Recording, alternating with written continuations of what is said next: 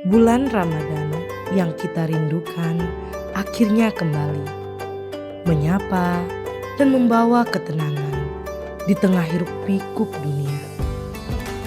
Bulan yang membawa ampunan di antara tumpukan dosa.